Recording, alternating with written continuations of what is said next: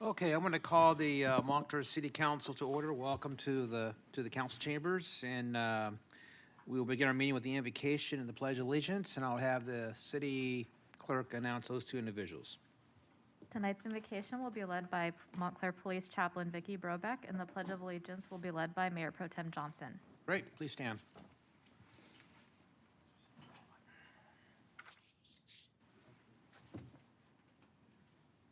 Father God, creator of the heavens and the earth, we invite your presence into the whole of the city council chamber this evening. According to Psalms 91, set your angels in place to protect each council member, city employee, and each person present from harm, threat, or danger. We appeal to your mercy and your compassion, and we require principalities and powers to be silent in the name of Jesus. We echo the words of the prophet Isaiah, seek God while he's here to be found. Pray to him while he is close at hand. Let the wicked abandon their way of life and their evil way of thinking. Let them come back to God, who is merciful and who is lavish with forgiveness. Father, let us be those who pay attention and listen to your life-giving, life-nourishing words, that we may experience your enduring love. Our wrongdoings stare us down. We know in detail what we have done, mocking and denying God, spreading false rumors, inciting sedition, pregnant with lies, muttering malice. Righteousness is banished to the sidelines. Truth staggers down the street. Honesty is nowhere to be found. Good is missing in action. Surely, God, your arms are not amputated. You can still change a human heart. Your ears are not stopped up. You still hear us when we pray.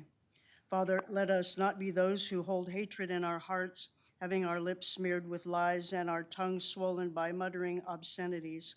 Let us not be those who think and breathe evil and leave a trail of wrecked lives behind. Forgive us our wrongdoings as we forgive those who have wronged us. Let your kingdom come, let your will be done on earth as it is in heaven, and grant peace that surpasses all understanding to rule in this place and in our hearts. In Jesus' name, amen. Please join me in the salute to the flag. I pledge allegiance to the flag To the flag of the United States of America, for which it stands, to the republic for which it stands, a nation under God, indivisible, with liberty and justice for all. Okay, let's have roll call. Councilmember Lopez. I'm here. Councilmember Martinez. Here. Councilmember Rue. Present via teleconference. Thank you. Mayor Pro Tem Johnson. I'm here. Mayor Dutray. Present. All right, thank you. Great. So the next item is public comment. This is an opportunity for members of the public they wish to address the city council. We have 5 minutes. You would fill out the white speaking card, and you can discuss any item that's not on the agenda or any item that's under the consent calendar portion. We'll handle the public hearing item as a separate comment portion. So I will ask the city clerk if she's got any speakers. Yes, Ruby Long from County Supervisor Kurt Hagman's office would like to speak. Yeah, and that's just a strictly information item from county supervisors. Yeah. Should be on presentation technically. Hi, Ruby. Hello, Ruby. Hi, good evening. Can you hear me? Yes, loud and clear. Well, I just wanted to make an announcement that this Wednesday we will be having our job fair and expungement event, and it's going to be at the Ontario Airport where we had it at last year at Terminal 1. And if you want to make sure if you're going for the job portion of it and you're going to meet with employers, make sure you're dressed to impress and that you have copies of your resume. Also, we're going to be having law officers from the Public Defender's Office that will be able to assist you to start your record clearing. If you're having issues with something on your record, you want to try to get that cleared. You know, it's a great opportunity to go get that help right there. And we'll also have preschool services, Veterans Affairs, and transitional assistance. So it's going to be a really great event. We hope to see you there. And it's from 10 a.m. to 2 p.m. 10 a.m. to 2 p.m. And once again, that's this Wednesday, May 8th at the Ontario International Airport. Great, I appreciate it, And thank that's it. you. Yeah, thank you. All right, how many speaker cards do you have?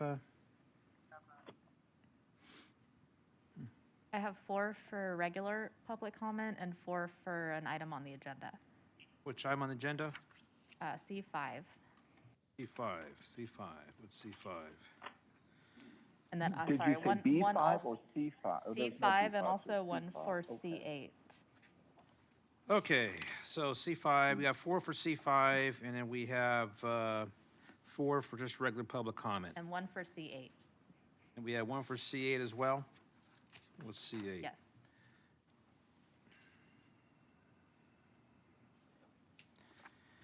Okay, so we'll do this then. We'll just take the public comments, we'll take the 4 non-agenda items first. We'll start with those then. Okay. First is Carolyn Raft.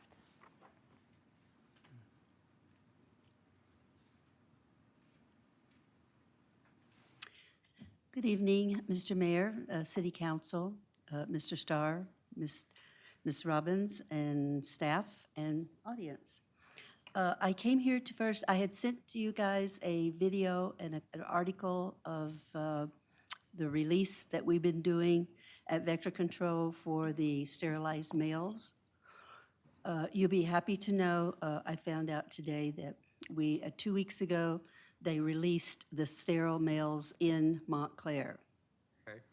And every couple of weeks now, they will be releasing them in all the surrounding areas.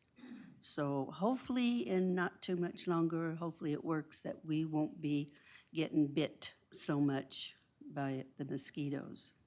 So, and if anything else comes up, then I will certainly notify you. Okay, well, great. Thank you. Mr. Mayor, if I may add, the mosquitoes we're talking about here are the little, are sterile males that will address the ankle biter mosquitoes, the Right. little tiny ones that have all of a sudden taken over Southern California in the last couple of years. So Yeah. hopefully it will make an impact. The LA Times article, yeah. Okay, our next speaker is Solomon Alexander.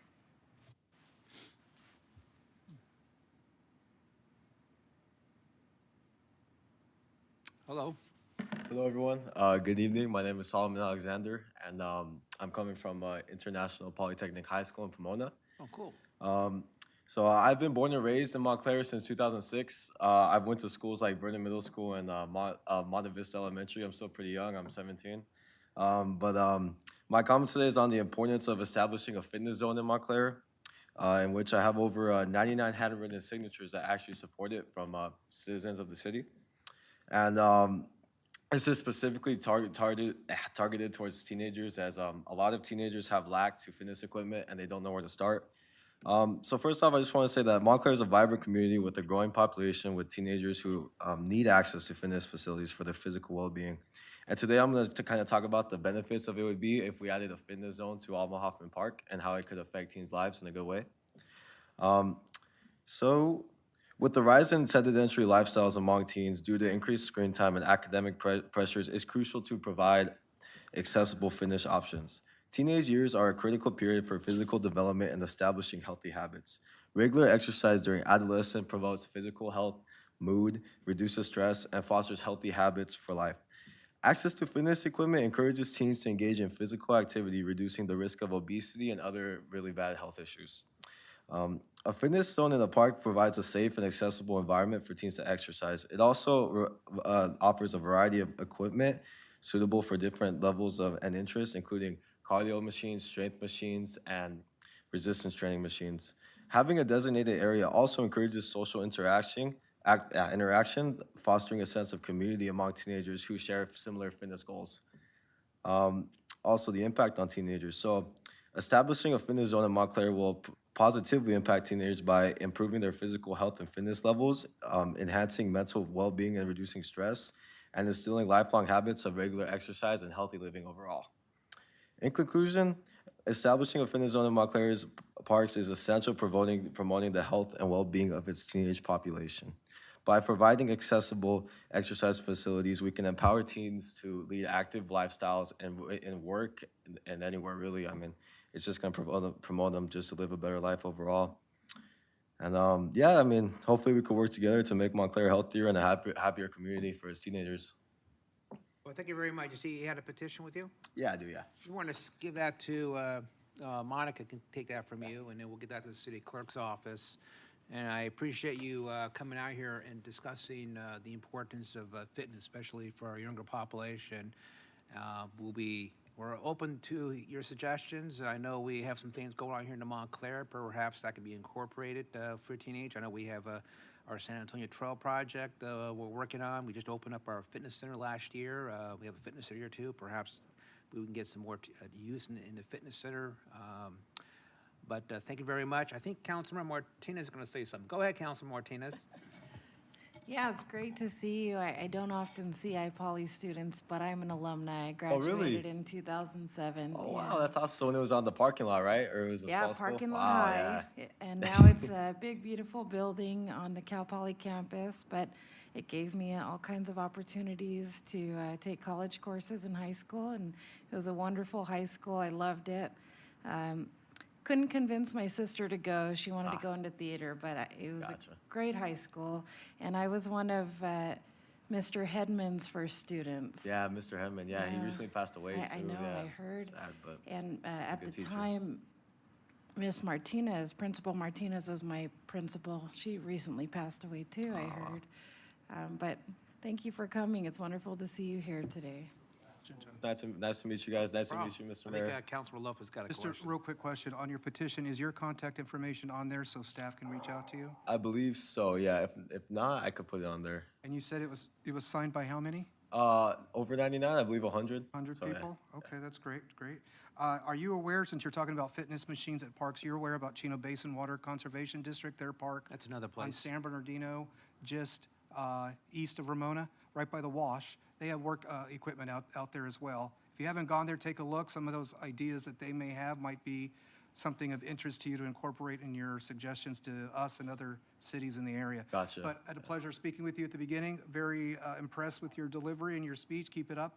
Appreciate But it. thank you for taking the time to come here. We've had a lot of high school students address us lately. So it's great to see the high school kids come back and get involved in civic government. So thanks. Thank you. You guys appreciate Thank it. you. Have a good rest of your evening. Right, our next speaker is Paul Kielsmeyer. There he is. Yes, good evening, Mr. Mayor, City Council, City Manager, City Attorney, staff, residents of the community. It's been a while since I've had the opportunity to be in the council chambers. My work has taken me out of state to 3 different other states, so I travel a lot, but wanted to come back tonight, number one, to thank the City Council for the proclamation last Thursday night that was read by Councilman Pro Tem Johnson. Mayor, we missed you at the National Day of Prayer. Understood you were where you were at. But it was a great time for the community to get together as we had the church base of Montclair representative across the board. It was great to see 8 or 9 of the churches there. It was a great time of prayer, great time of worship, because that's so important of what we need today for a positive influence in our community. So, Mr. Mayor, I thank you for that proclamation that went forward from our city. I wasn't able to join the last city council meeting. Unfortunately, my family members were in a car accident on the 57 freeway, got rear-ended at 40 miles an hour and it stopped. We ended up back second day in ER for that Monday night. But I was able to, because of our live situation, I was able to watch the 3.5-hour meeting.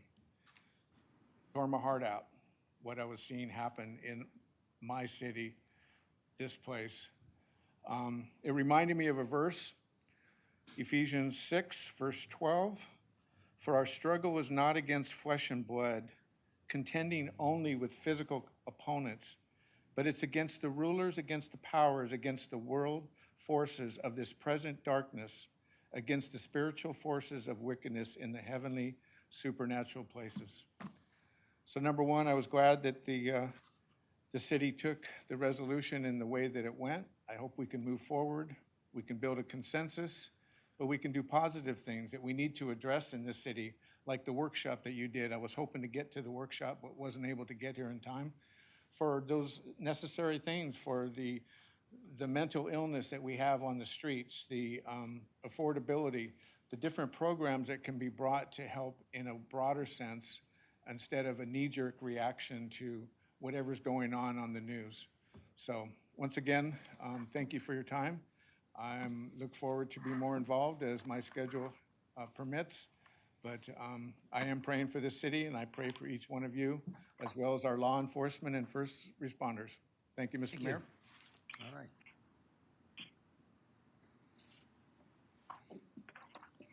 That's all for public comment. That's all we have? Okay. So let's go to public hearing now. You doing public comment, or are you talking about C5? Oh, okay. Gonna do both of them? Can't talk about you can't talk about the same issue on both of them, okay? I'm not gonna talk about 5 now, I'm gonna talk, just do a public. All right, come on up. Off the agenda. And this will be very quick. And I'll speak to 5.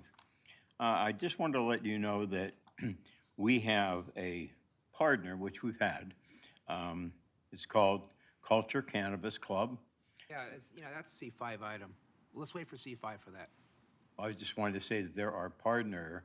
Yeah, You want to, but I suggest wait for C5. wait till C5? So be it. Thank you.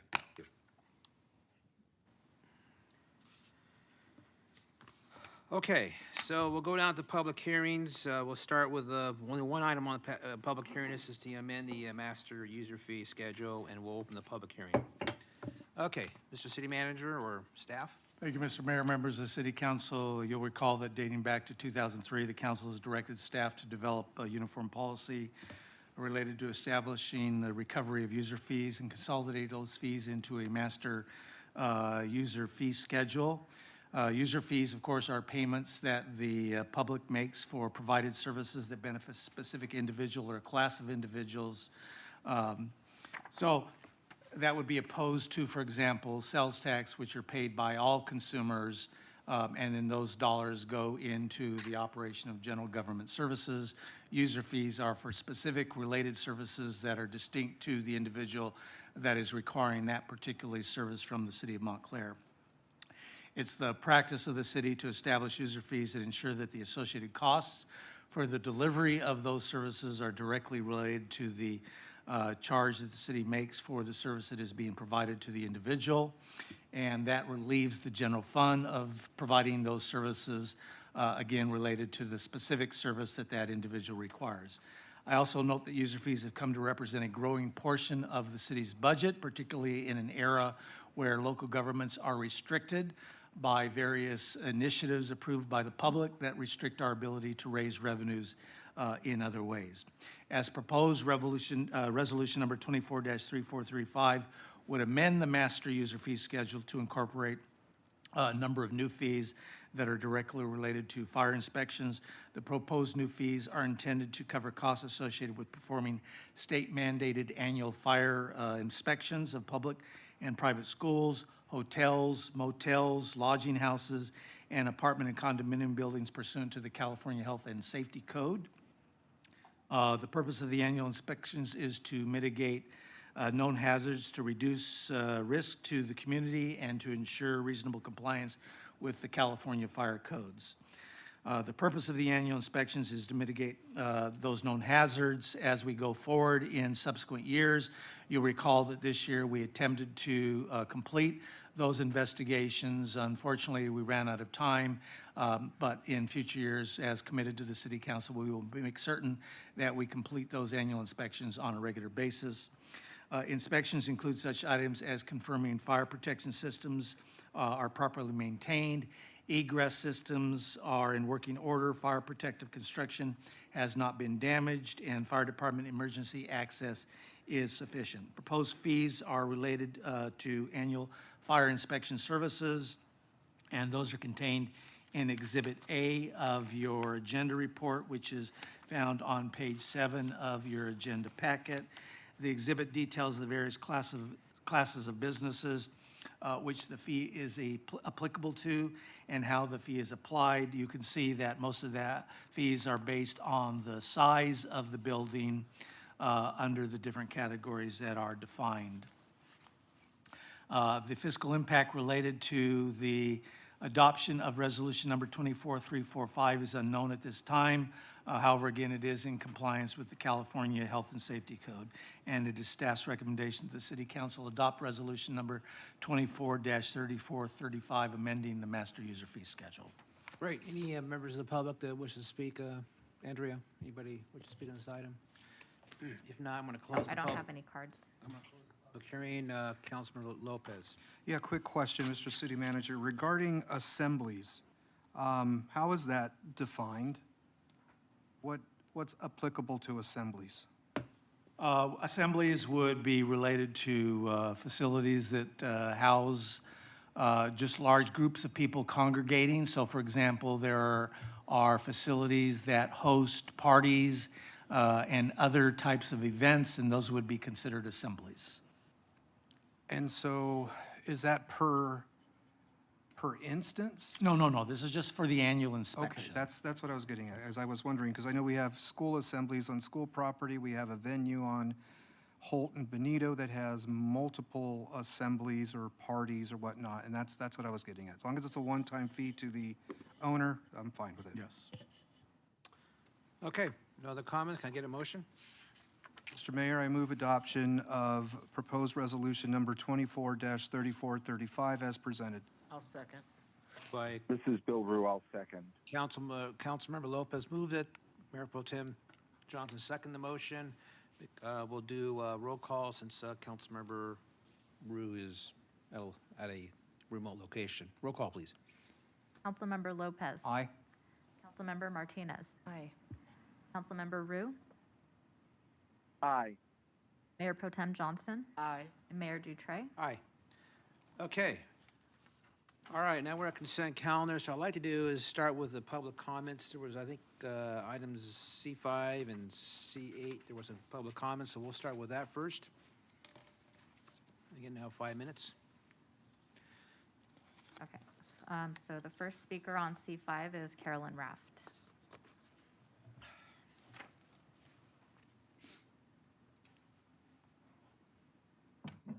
Good evening again.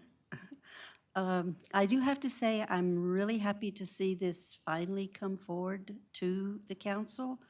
Our residents have had 2 opportunities to vote on this, on the marijuana situation or cannabis, and each time they have approved. So I think, and I see that you are getting someone to write it up, and I see they've done quite a few cities. It seems like it would be a fairly easy project because you have all these other cities that have now have gotten an ordinance, and they've been written by these guys also. So I'm hoping if you do choose to have them do it, that it's not a long process, that it takes fairly quickly. So I'm glad that it, like I said, that it's come forward, and I'm glad that we're finally getting it done. I know this has been going on for a long time because it started when I was on the council. So, okay, thank you very much. Next speaker is Xavier Mendez, and he also would like to speak on C8. All right. You do both in 5 minutes? So I'm speaking on both C8 and C5, correct? Yeah. Okay, so 5 for both, which is fine.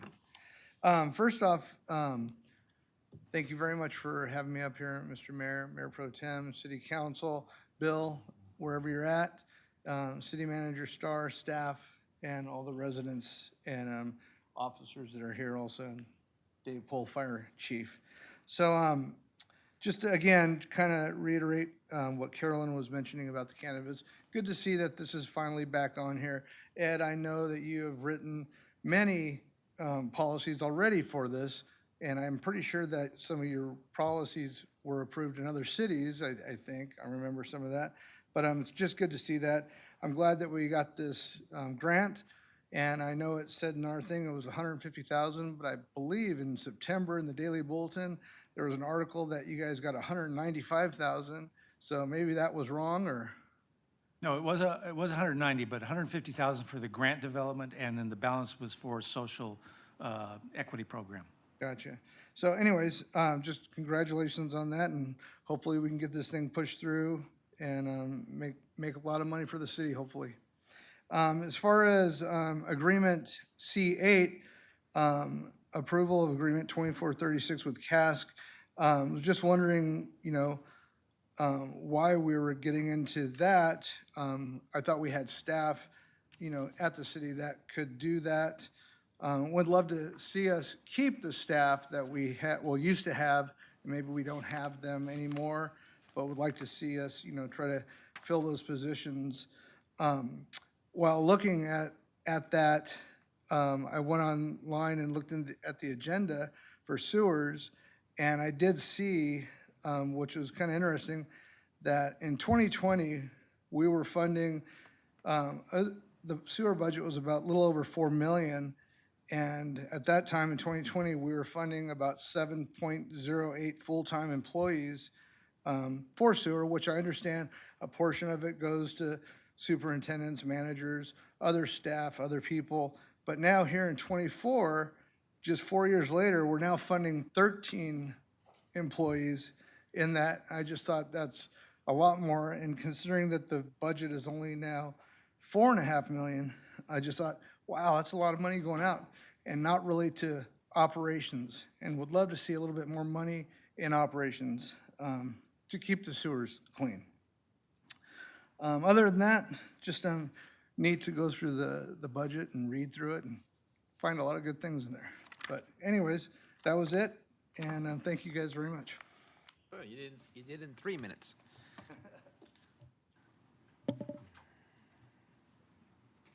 Right, the next card is Frank Sanchez.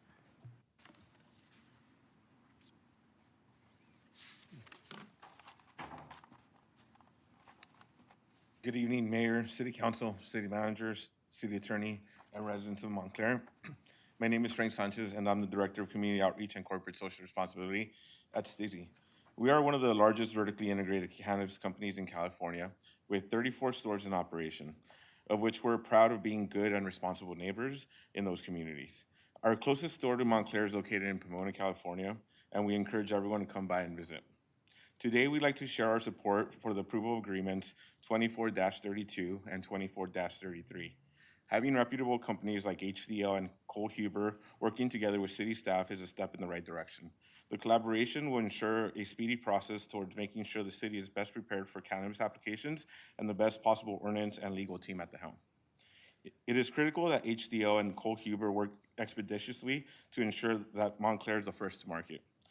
This will not only allow local cannabis businesses to be able to be the first to lock in customers, but it will also ensure that the city receives maximum revenue maximum revenue and community benefits.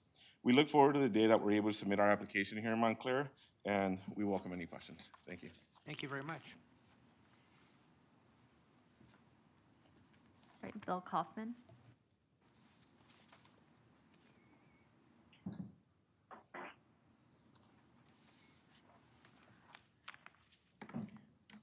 I'll just go back to the start that I was going to do in public. We have a partner, Cannabis Plus has a partner, and it's called Culture Cannabis Club. Again, they're open and running in 13 dispensaries in the state of California, also in Ohio and in Mississippi, and they have 8 pending right now. Very sophisticated operations, sophisticated people. So we were happy to take them in as a partner. And as you know, I spoke a number of times about our location and such. And I only want to talk shortly about ordinances. To bring in someone to write an ordinance when there's literally hundreds of ordinances that have been written. I spoke with Mayor Corona today, and he said that's what they did. They looked at a number of ordinances, and they wrote their ordinance for Corona.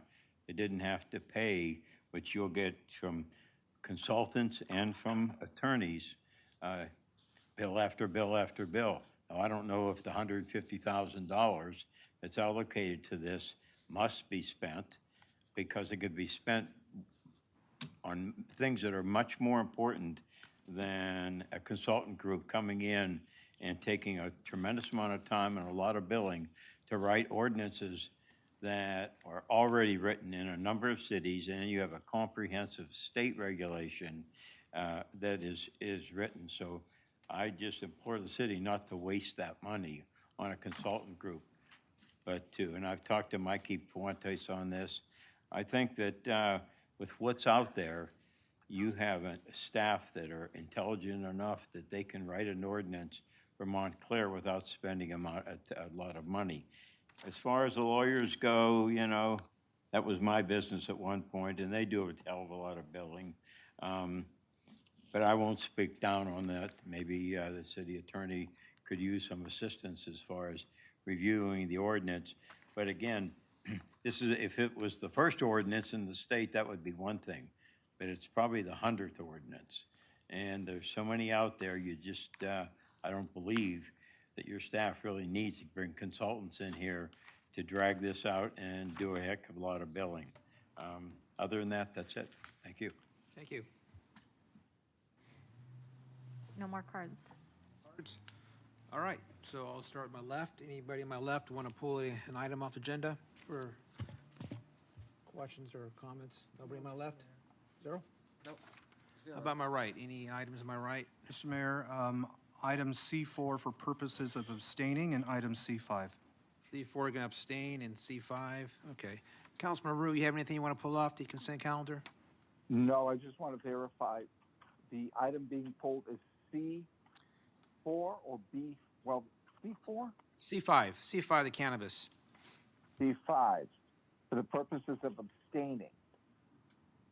Oh, C4 is, Councilman Lopez is abstaining on C4, and then C5 Okay. questions. That's what I'm getting mixed up on.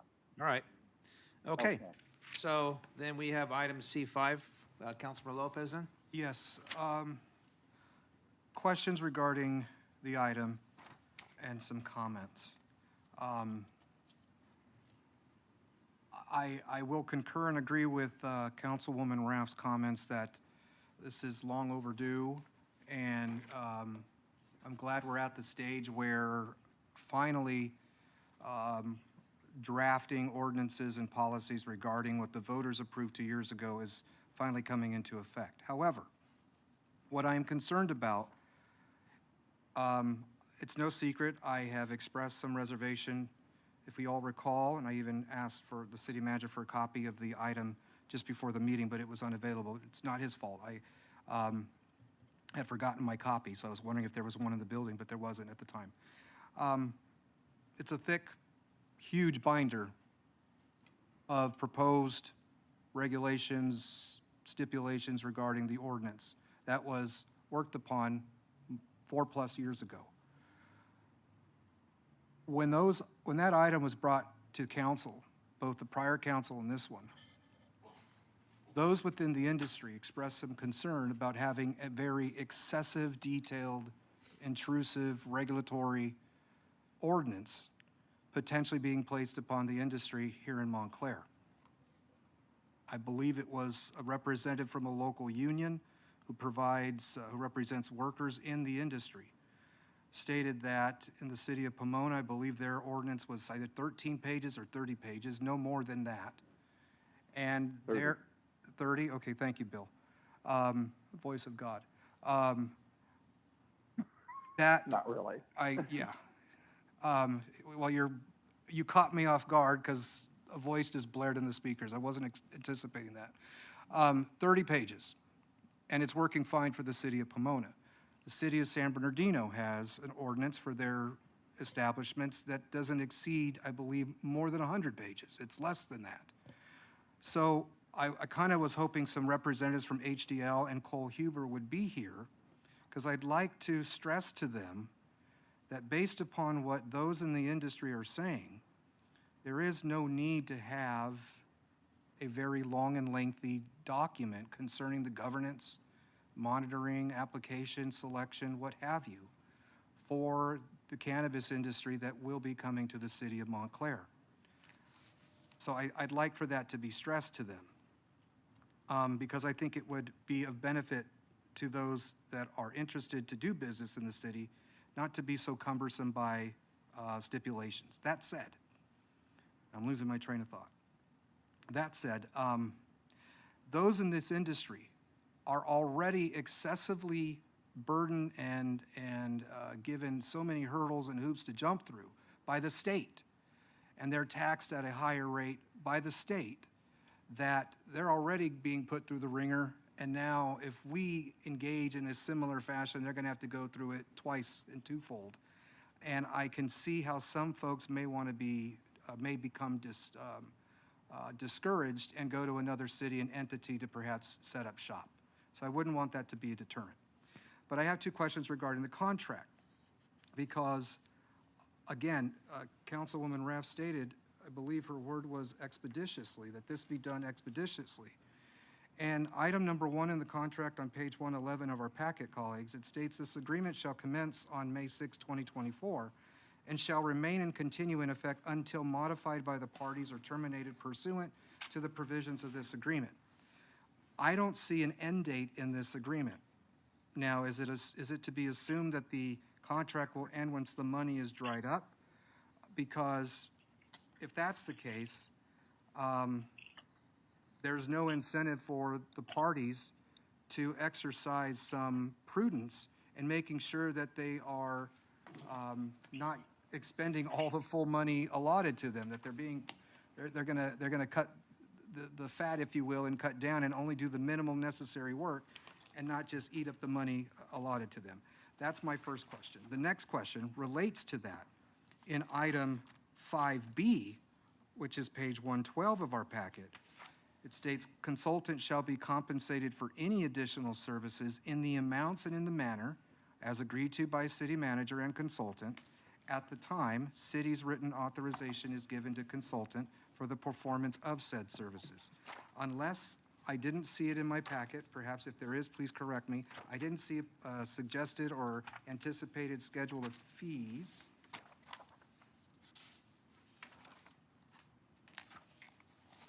Perhaps I overlooked it if there is. So I'm concerned about the ability for the consultants involved, in this case, the two law firms, just having the flexibility of submitting new invoices after invoices when in fact, one, there is no termination date or a date of expectation for them to provide the written ordinance, and therefore they can just submit bills at will. And that's my concern. Okay, well, to your latter concern, this is a contract, and contracts always have contingencies built into them in the event that the services that are being requested by the organization go over what was previously limited to, or in fact, the city may require some additional development of the agreement, whatever direction it goes. So that's not unusual. The fees that are on page 133 of your agenda report, section 4, optional services that are indicated what the base fees are for the hourly rate for the individuals that would be working on this. This is a boilerplate contract. It is what HDL has provided to the various agencies. You're paying for their services related to you acquiring the boilerplate contract, which is their contract. So to say that, as one individual has indicated, to go out and take these copies of ordinances from other agencies and just use that is not probably the most ethical thing to do. If you prepare the contract from the ordinance from scratch, which is what the city did back in 2017, 2018, 2019, we prepared that contract from scratch.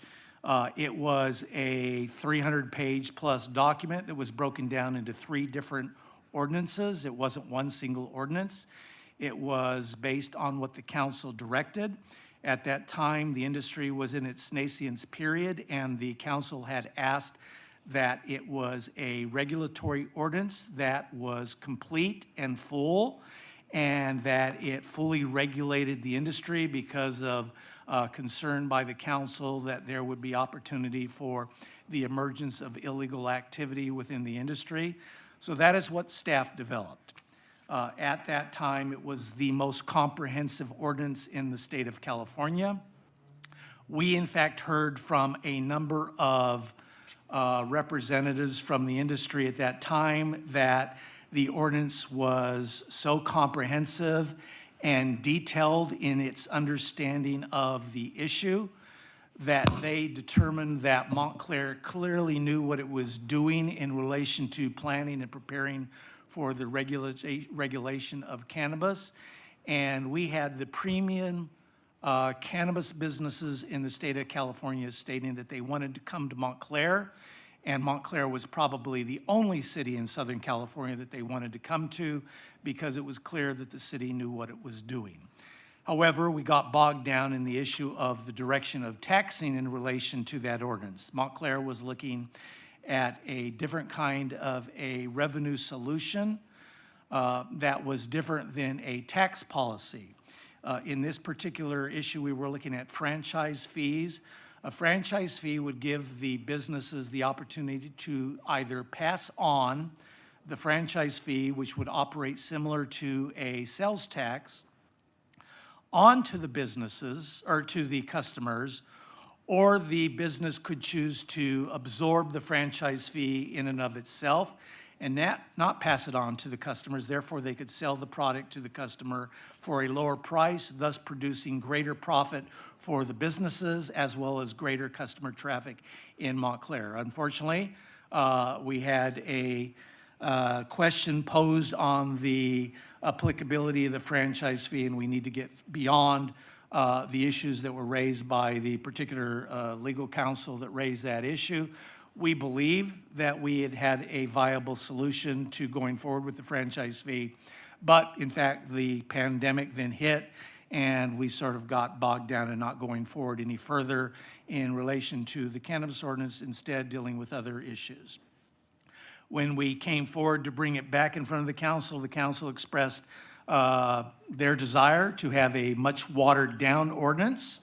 And so that produced the outcome that we're looking at today, where we went back to HDL to buy effectively their boilerplate ordinance. Now, I say it's their boilerplate ordinance, but they still have to work with the city in crafting and developing that ordinance so that it is applicable specifically to the circumstances in Montclair. In addition, we are hiring an attorney that specializes and has been the city attorney in a number of agencies that have had cannabis already approved within their organizations.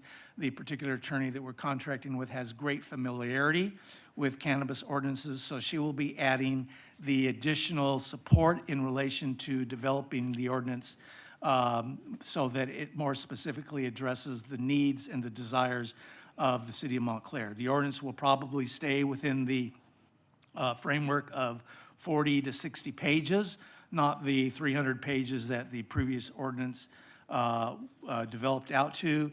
The 40 to 60 pages is more typical of what most agencies are using. You have to keep in mind that it is not a regulatory ordinance. It is a revenue-generating ordinance, and it leaves the regulatory aspects to the state of California. The ordinance that staff originally developed was a regulatory as well as a revenue ordinance, which is why it went to the 300 pages, because again, that is what the city council wanted.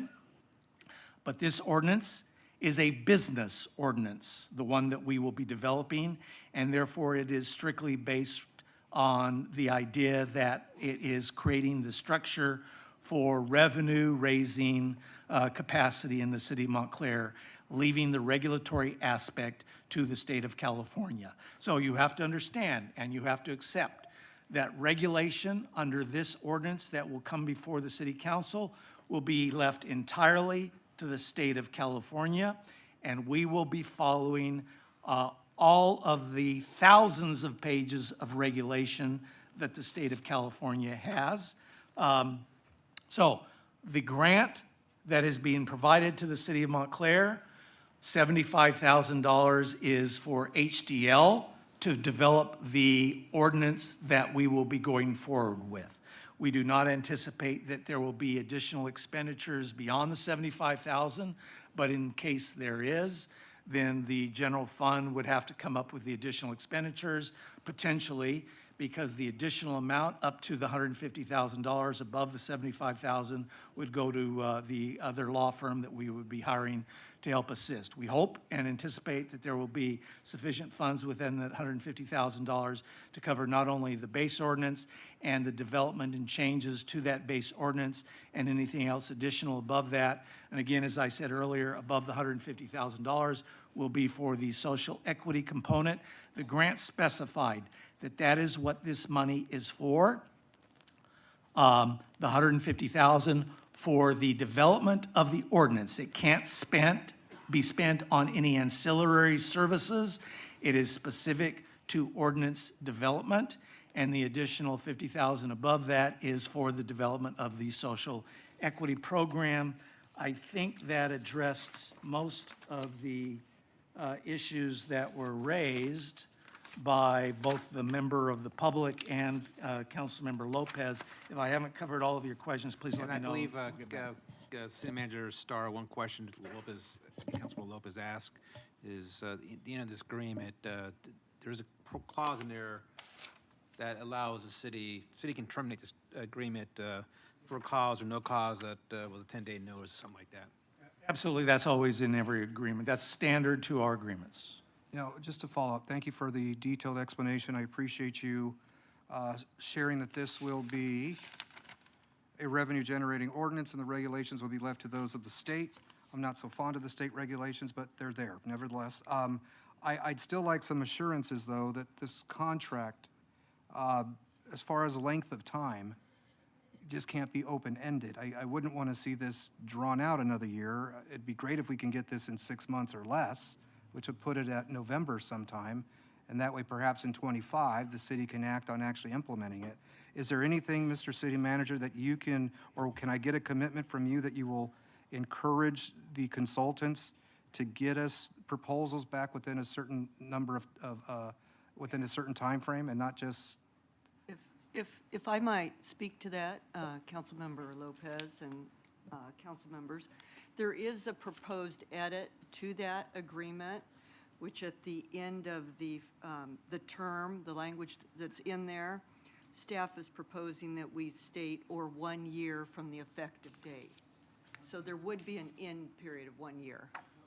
City Attorney? Well, 111. Okay. 111? Oh, item number 1, the term.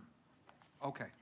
And if I can add to that, it's not the development of the ordinance that will take the time. I think that we could have the ordinance in front of the city council in a relatively abbreviated period of time. It will actually be the development of the processes after the ordinance is approved by the city council, specifically related to the selection process, how we're going to follow that selection process, the different layers related to that selection and evaluation process, the creation of the website that individuals will submit their applications on, and how that website will be set up, and will there be automatic response components built within that website, or will it all fall back onto staff to do a more laborious evaluation? In any event, the evaluation would be conducted by different elements. I believe that we will have a 3-pronged vetting process. One will be the applications will be submitted.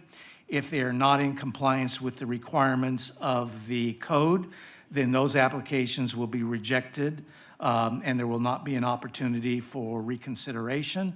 Then we will move on to the applications that go forward.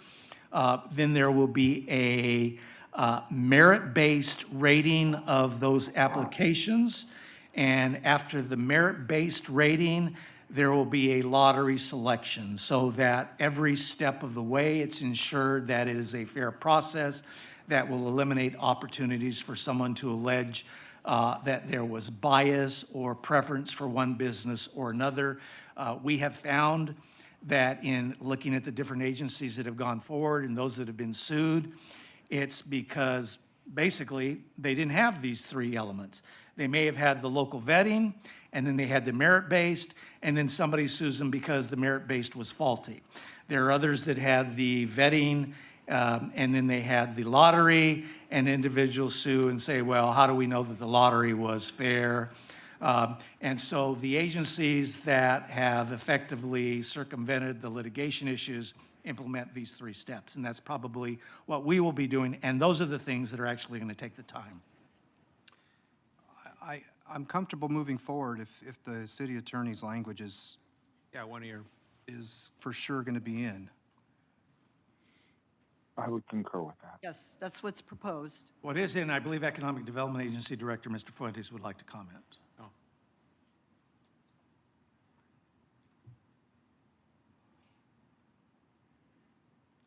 All right, go ahead, Mikey. You're online. Mr. Fuentes, oh, you're offline now. Does he want to speak? You're or muted, not speak? Mikey. I think he's muted. Mikey, you're muted. Hello, City Council, can you hear me? Yes. Go ahead, Mikey. Yes. Again, this is staff member Mikey Fuentes. Go ahead, Mikey.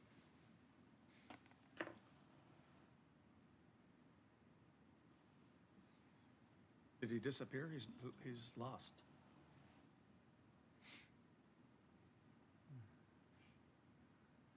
We lost him? Hello?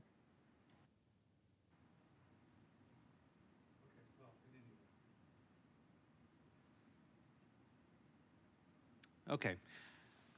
Oh, there he is. Try once more for Mikey. He was just there. Sorry, City Council, I was having some technical difficulties, but can you hear me now? Yes. Yes. Okay, perfect. What I was going to say is that I was just going to point out what City Attorney Robbins was going to mention related to the term of the contract. So in addition to the term of the contract, the retail cannabis grant that we received on behalf of the state requires us to have all of the funds spent and have an operational program by 2027 online. And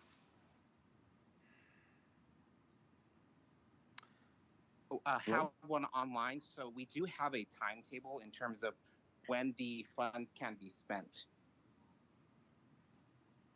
Okay. All right. Hello? Thank you. Okay, thank you. All right. Anybody else want to speak? I guess Councilor Martinez, you want to say Mr. something? Mayor, All right, go ahead, Bill. Yeah, Mr. Mayor, I will look at this ordinance if this is what we're doing.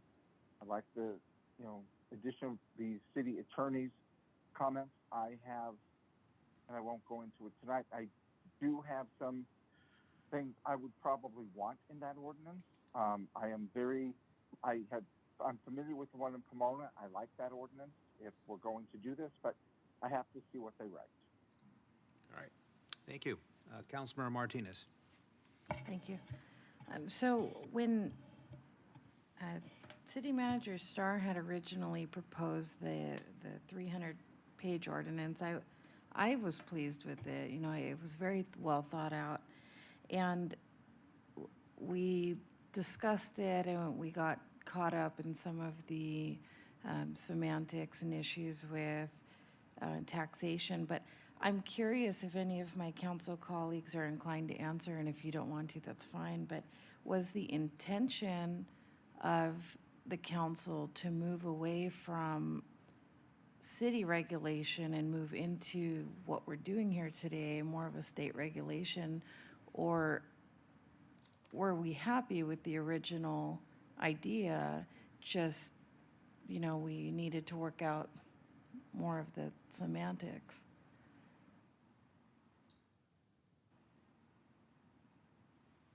Is that a question for staff?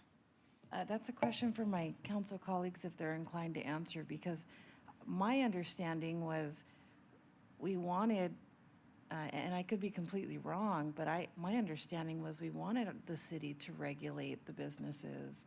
We didn't want to hand over the control to the state. We wanted to have that, Well- that authority to do so, and there were some issues that we needed to iron out. Now, we're not at that stage anymore, I understand, but was that what the intention was? Let me start with this. Councilmember former Councilmember Raff is here. I think it was in 2015. We just had a new councilwoman back then. Her name was Councilmember Tricia Martinez. And that was probably the first discussion we had on cannabis. That's almost 9 years ago. That's the first time we've had it. And I think, if I recall, in 2015, there was a proposition about the year before or 3 years before, I can't remember, the 14 election or 12 election, there was a proposition of the ballot that essentially made recreation marijuana legal in the state of California. So this is basically something brand new.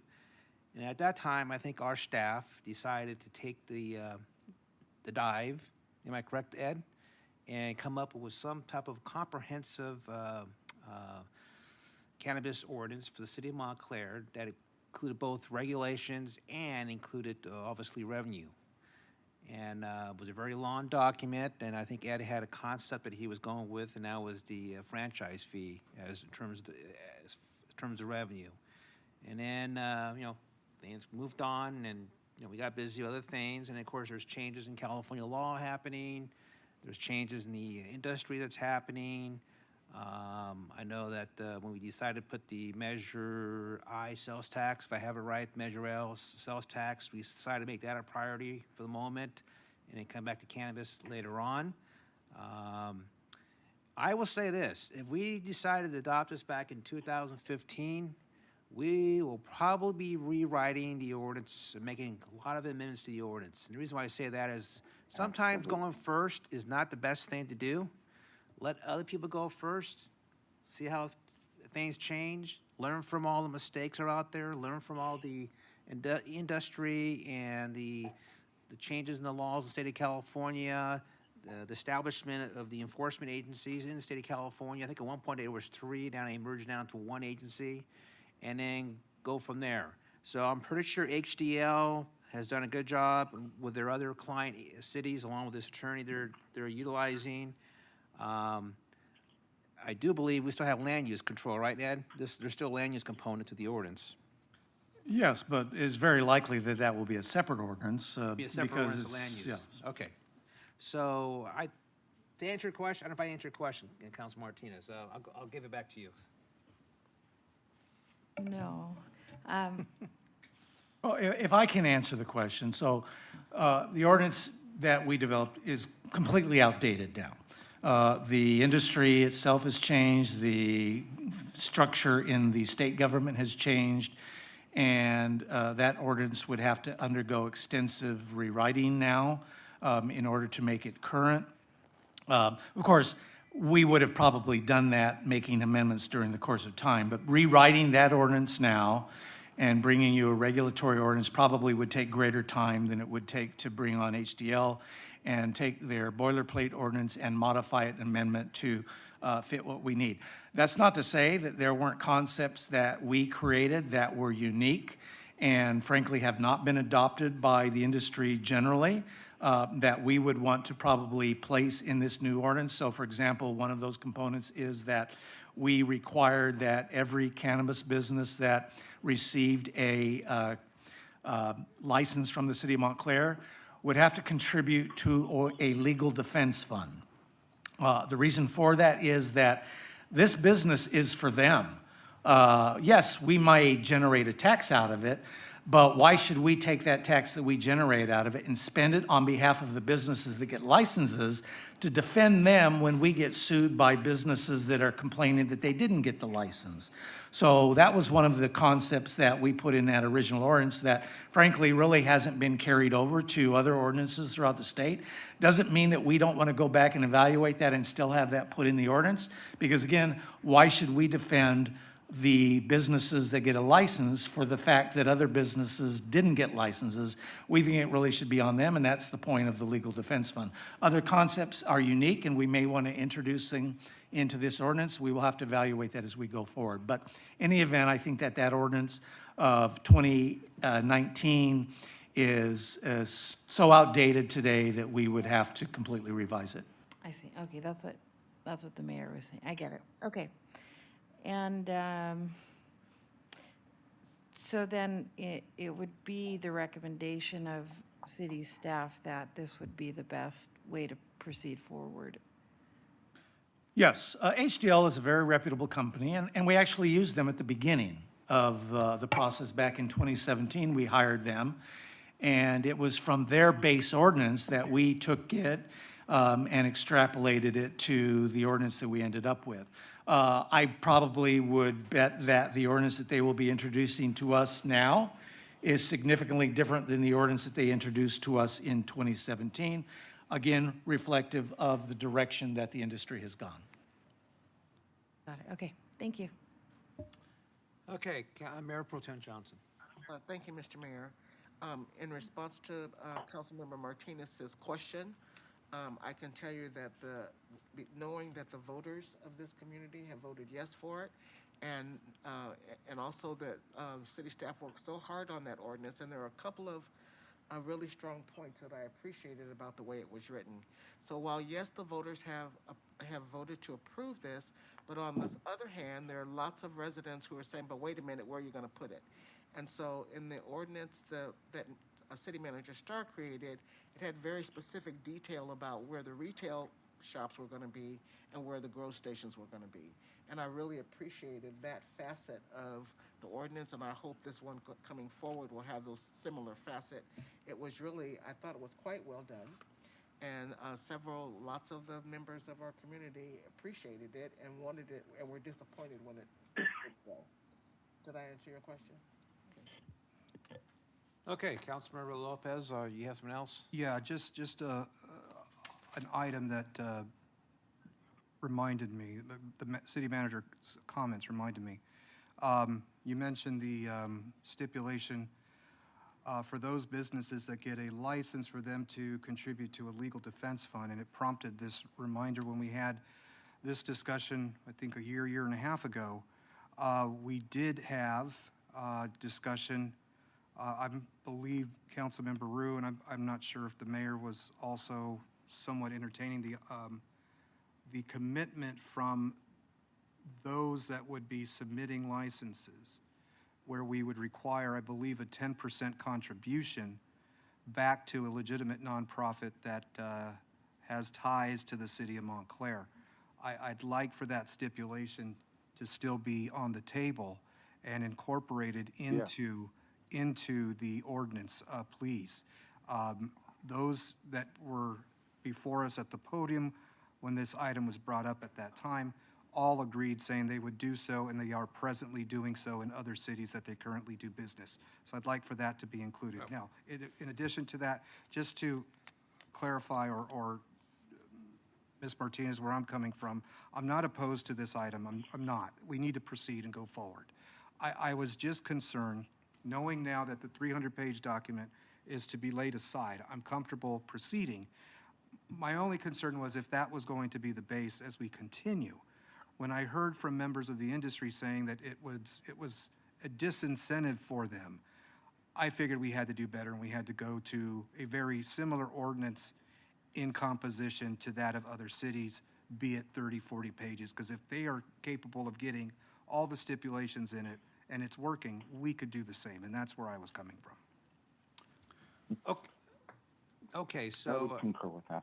okay, so in regards to the benefits that we just spoken of, community benefits, obviously that's been important to the city council, and when we come up with the draft ordinance, I assume that's something that will be included in there. I'll let staff come up with the recommendations regarding that.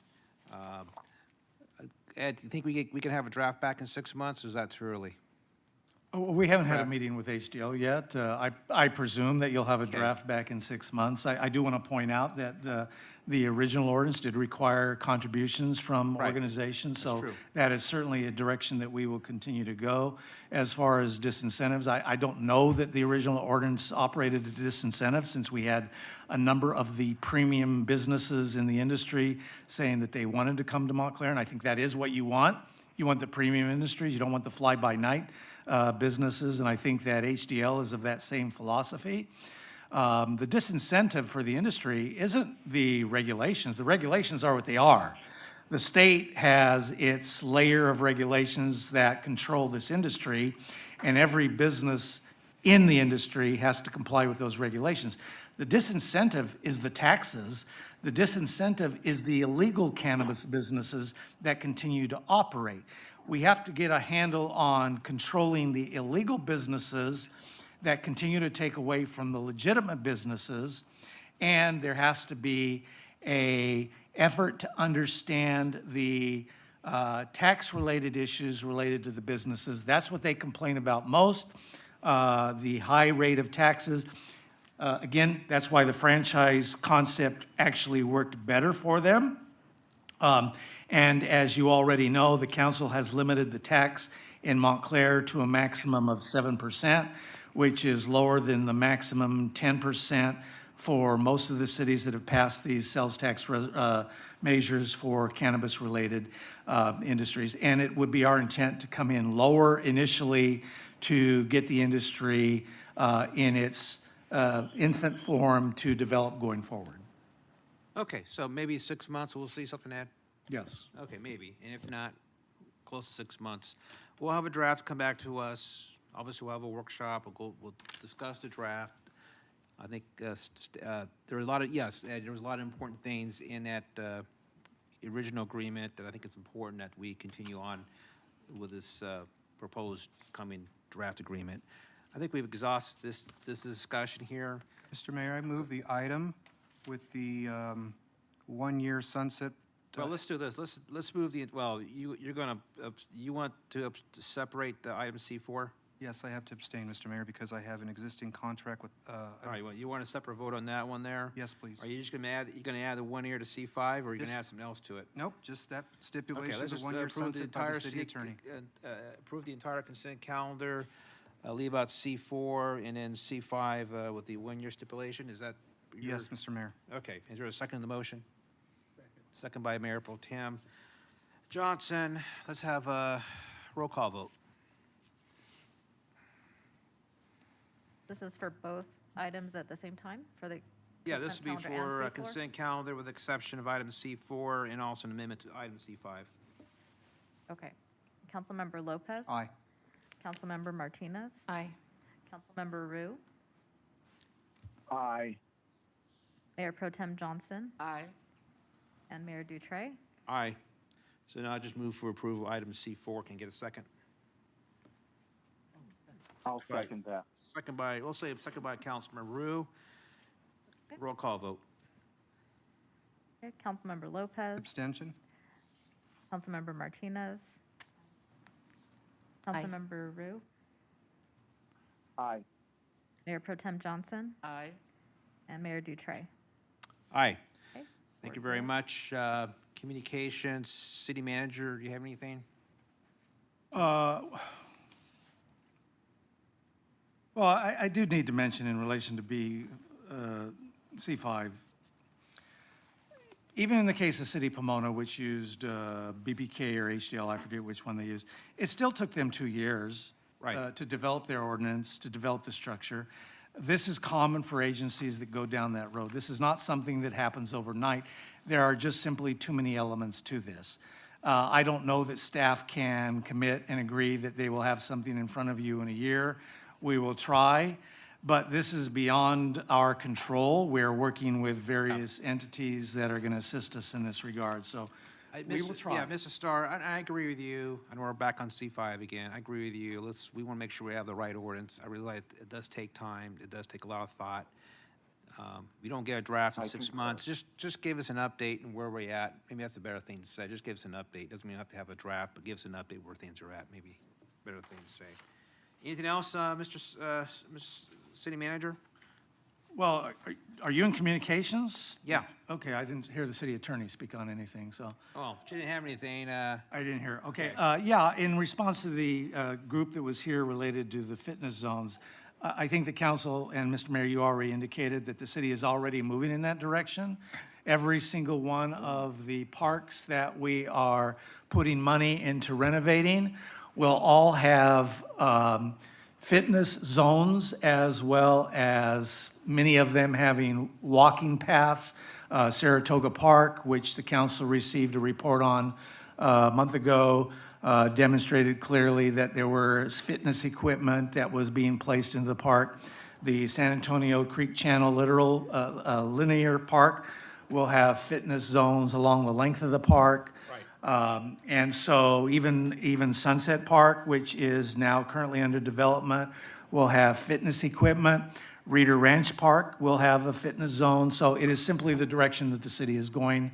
I don't know that we need a separate committee related to exploring this issue because it's what we're already doing.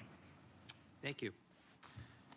Okay, I was told by the city manager that he'll go first and then the deputy city manager goes second. So it's all yours, Marcia, but that was not true. Thank you, Mayor. I did say that. Just a couple of announcements. I wanted to invite everyone to join us on Monday, May 27th at 6 p.m. for the 24th Annual Memorial Day Program, where we will be dedicating a new plaque on our Veterans Memorial Wall right here adjacent to City Hall and honoring those who have served our country with patriotic songs and readings. Refreshments will be available after the ceremony in the Senior Center, along with cake and entertainments. Please support our military branches of service by attending and honoring our heroes. And I also wanted to announce our Country Fair Jamboree. Hope you and your family and friends can join us Saturday, June 1st from 12 to 6 p.m. for the 10th Annual Montclair Country Fair Jamboree. Should be a great time with live entertainment from the Latin Soul Band, food trucks, carnival rides, games, pie eating, and watermelon eating contests, police and fire vehicle displays, a petting zoo, and a trackless train. Some popular food staples will include traditional carnival sweets such as kettle corn, ice cream, and Mexican and barbecue foods. Unlimited rides and games wristbands can be purchased the day of for $20 or pre-sale for $10, and a $25 wristband the day of or a $15 pre-sale, which includes unlimited rides and games and pony rides and petting zoo. The early bird sale is starting May 20th through May 24th at the Recreation Center from 7:30 in the morning to 7 p.m. Please check the City of Montclair website for more information. Great, thank you very much. Okay, now it's my turn. I just again want to announce the vacancy on the Community Activities Commission for the 4-year terms starting on July 1, 2024. Those applications are currently being accepted by city staff. Second of all, we're going to cancel, with the concurrence of this council, the May 20th city council meeting due to 2 city council members attending the ICSC trade show. That's concurrence of the council. We will cancel that meeting. Mr. Mayor, Go ahead. why can't the other remaining 3 conduct business? Oh, well, the other 3 could conduct business, but we'll have 2 members missing. I think it's important that we have as many members here. Okay, fair So, enough. third of all, I know that we have budget meetings coming up in June, and I think you received an email from the city clerk, I believe last Wednesday of last week. So the preliminary budget review is currently scheduled for Thursday, June 20th, 6 p.m. And then a special meeting for the adoption of the budget is scheduled for Wednesday, June 26th at 6 p.m. Is there any issues with that I'm hearing from members? Nobody? No.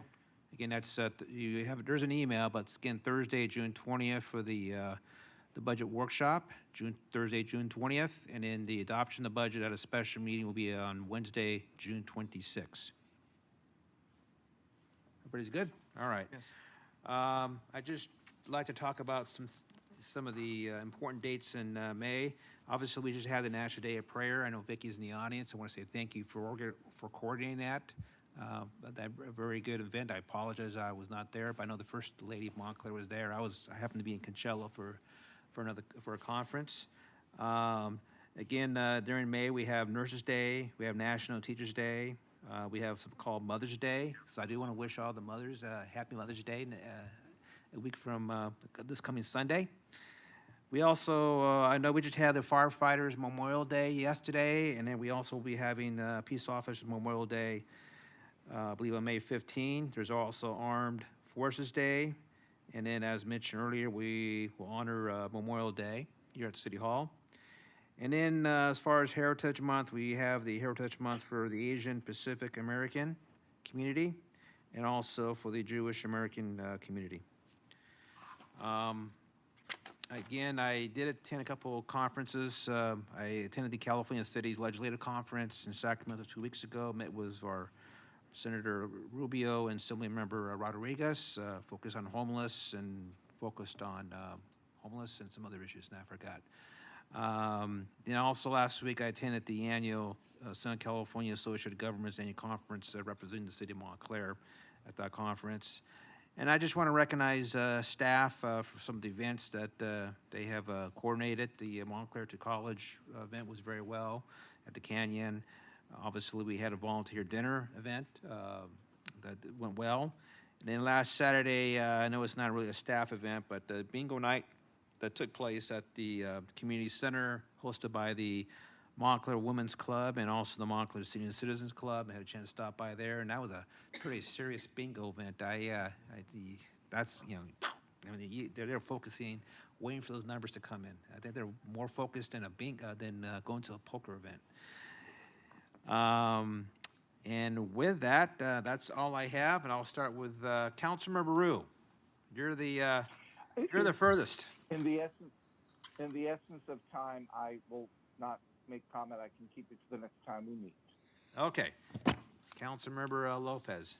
Real quickly, a question to my colleague, Ms. Johnson. Are vendors still able to reserve booths for the Country Fair Jamboree? Okay, I'll send them the information and route them to you. I do want to clarify, though, that we are specifically now looking for craft-type vendors. This particular vendor will be selling trinkets and things. Perfect. Yes. Perfect. Have yes. them call the chamber at 909-985-5104, or they can email the chamber at events@montclairchamber.com. Thank you. And then I just wanted to, I know the past few meetings have been hairy, to say the least, but at the last meeting, I didn't have an opportunity to say this publicly, but I do want to thank Montclair Police Department, our finest, the best police department in the region as far as I'm concerned, for working overtime, showing up in force, giving of themselves to make sure that despite the contention, everyone was safe, and for the most part, those that chose to remain civil were protected, including the safety of us council members. I know I had to exit through the back, but thank you for that. Convey that to every single officer that worked that night. It's very much appreciated. And like I said, I'm biased, but we have the best damn PD in the region, so thank you. Mayor Pro Tem Johnson. Thank you, Mr. Mayor. I just have a few very quick things. First, I would like to issue a heartfelt thank you to Chaplain Brobeck, Pastor Matlock of Bethany, and Pastor McTarsney of Calvary Chapel. It was an honor to work with all of them as we pulled together this National Day of Prayer event. I believe Chaplain Brobeck was the one who reached out to all of the pastors in the city of Montclair to make sure that we included everyone. So thank you very much for doing that. It was an honor to work with you on that project. Secondly, I want to invite everyone to the next networking breakfast. It's on May 9th.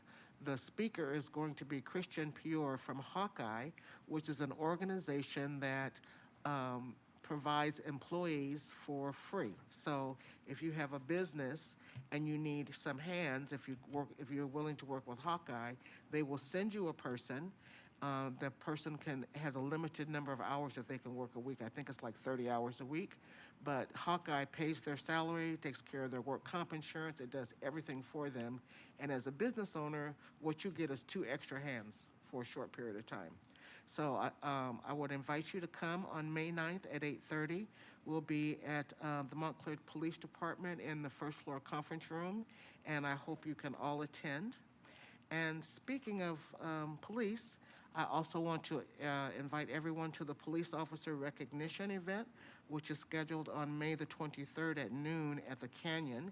If you'd like to RSVP, please contact the Montclair Chamber at 909-985-5104 or email to events@montclairchamber.com.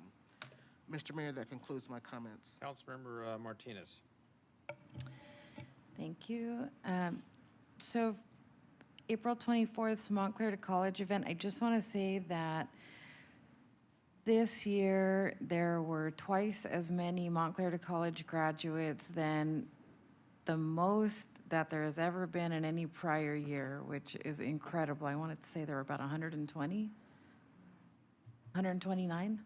Yeah, incredible. It was a very packed venue, and they get 2 free years of college, so it's just an amazing opportunity for them. May 2nd, Montclair High School had an award ceremony for graduating seniors who were receiving awards. There were about 600 and something students, and of those, over 400, about 460 were recognized, which is a huge, huge amount that was recognized this year with awards and scholarships. And the Women's Club of Montclair was able to present a scholarship certificate to a student that is graduating this year. So that was wonderful to see. On May 3rd, the Bingo Bash, I just wanted to point out that Senator Susan Rubio attended. That was wonderful of her to do, but also that event lasted well over 8 hours. It was a very long event not the event itself, but the putting it together and the staff time. The event itself was about 6.5 hours, but the staff members stayed at least until 11 o'clock at night, because I was there until almost 11 o'clock, and I know they had to stay later, and some of them were pulled to work last minute, so I really appreciate all the work that they put into making the event turn out as well as it did, because it did turn out very well. So thank you to staff. All right. We're adjourned. Thank you.